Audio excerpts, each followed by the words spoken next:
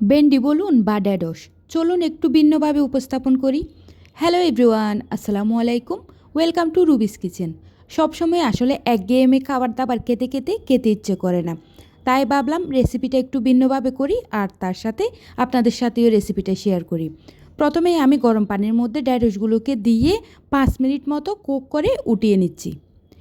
এরপরে আমি ঢ্যাঁড়সের সাইডে যে মাথাগুলো থাকে এগুলো কেটে নিলাম। তারপরে হাতের সাহায্যে আমি ছোটো ছোটোভাবে ছিঁড়ে নিচ্ছি। এটা সিদ্ধ করার পরে অনেকটাই ইজি হয়ে যায় হাতের সাহায্যে ছিঁড়ে নিতে। তো এখন আমি সবগুলো রেডি করে নিলাম। এর মধ্যে এখন আমি কি দিচ্ছি চলুন সেটা দেখা যাক।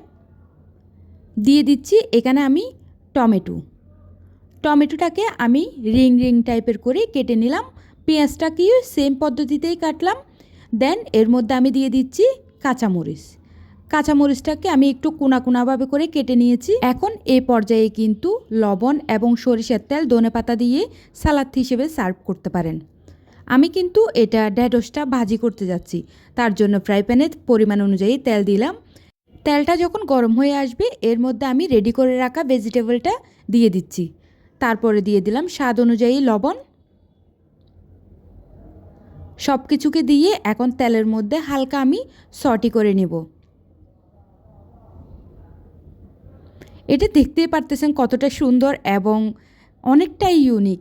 আপনি যদি কোনো গেস্টের সামনে পরিবেশন করেন তাহলে কিন্তু এটা আকৃষ্ট হয়ে এটার দিকেই প্রথমে দেখবে, কারণ সব সময় ঢ্যাঁড়সটা আমরা ভাজি করতে দেখি একই রকমভাবে। তো একটু খাবারের মধ্যে ভিন্নতা আসলে কিন্তু মন্দ হয় না। ঢ্যাঁড়সটা যখন একটু সটি হয়ে আসবে এই পর্যায়ে আমি হালকা মশলার গুঁড়া এবং হলুদের গুঁড়া অ্যাড করব। এটার কারণে খুবই সুন্দর কালার থাকবে এবং সুন্দর ঘ্রাণ পাওয়া যাবে এই ভেজিটেবলটা থেকে। ব্যাস এখন একটু নেড়ে চেড়ে ভালোভাবে মিশিয়ে নিয়ে তেলের মধ্যে আরও একটু আমি পুড়া করে নিব এই ভেজিটেবলটাকে। এখন একটু পুড়া হয়ে আসছে এবং সুন্দর একটা ফ্লেভার বের হয়েছে। এই পর্যায়ে আমি ধনেপাতা অ্যাড করে দিব।